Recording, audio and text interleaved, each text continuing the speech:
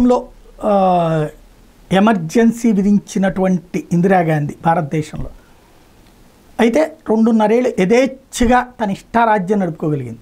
ఆ తర్వాత ఆవిడని అరెస్ట్ చేస్తే అయ్యయ్యో అని చెప్పేసి మళ్ళీ ఆవిడకి ఓట్లేసి గెలిపించిన దరిద్రం భారతదేశానికే చెందుతుంది. అయితే దక్షిణ కొరియా వాళ్ళు గొప్పోళ్ళు అనుకోవాలి, అక్కడ న్యాయ వ్యవస్థ చాలా గొప్పదనుకోవాలి. దక్షిణ కొరియా రాజకీయాల్లో మరో కీలక పరిణామం చోటు చేసుకుంది.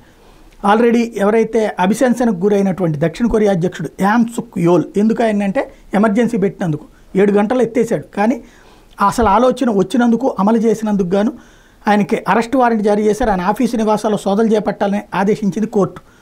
అయితే అధికారికంగా యాన్ని పదవి నుంచి తొలగిస్తేనే తప్ప ఆయన నివాసం కార్యాలయం తనిఖీలు చేపట్టేందుకు అవకాశాలు చాలా తక్కువని నిపుణులు చెప్తున్నారు. యాన్ ఈ సమన్లను పట్టించుకోలేదని చెప్తున్నారు. ఇప్పటికే విచారణకు రావాలంటూ అందిన సమన్లు కూడా ఆయన పక్కన పెట్టేశారు. అధ్యక్షుడికున్న రాజ్యాంగపరమైన రక్షణలు చూపుతూ భద్రతా సిబ్బంది ఇతర దర్యాప్తు అధికారులు ఎవరిని ఆయన నివాసంలోకి కానీ ఆఫీసులోకి కానీ రానివ్వడం లేదు. యాన్ అత్యవసర పరిస్థితి ప్రకటించడం తిరుగుబాటు కిందకు వస్తుందనే కోణంలో దర్యాప్తు చేపట్టినట్టు అవినీతి వ్యతిరేక విభాగం తెలపడానికి ఆయన లాయర్లు తప్పుపడుతున్నారు. విభాగం సోమవారం జారీ చేసిన సమన్లకు ఎలాంటి చట్టబద్ధత లేదని కొట్టిపారేస్తున్నారు.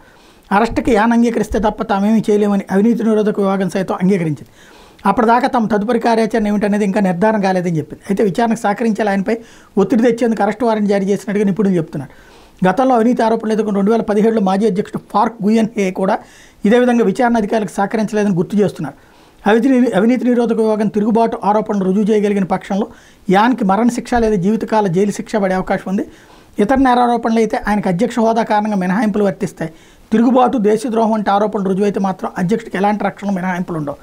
మార్షల్లా విధించిన ఆరోపణ మీద ప్రతిపక్షం మెజార్టీ ఉన్న పార్లమెంట్ డిసెంబర్ 14వ తేదీన యాన్ అభిశంసించింది. అయితే ఉత్తర కొరియాకు ప్రతిపక్షం అనుకూలంగా మారిందని యాన్ ఆరోపిస్తున్నారు. బడ్జెట్ ప్రతిపాదనలు తిరస్కరిస్తూ తరచూ ఉన్నత స్థాయి నేతల మీద అభిశంసన తీర్మానాలు ప్రవేశపెట్టుతూ అడ్డుతగులుతోందని ఆయన విమర్శిస్తున్నారు. ఇటువంటి దేశ వ్యతిరేక శక్తుల్ని అదుపు చేసేందుకు మార్షల్లా పెట్టినట్టు యూన్ వాదనలు వినిపిస్తున్నారు. యూన్ అభిశంసన సరైందా కాదనే అంశమే దేశ రాజ్యాంగ కోర్టు విచారణ జరుపుతోంది.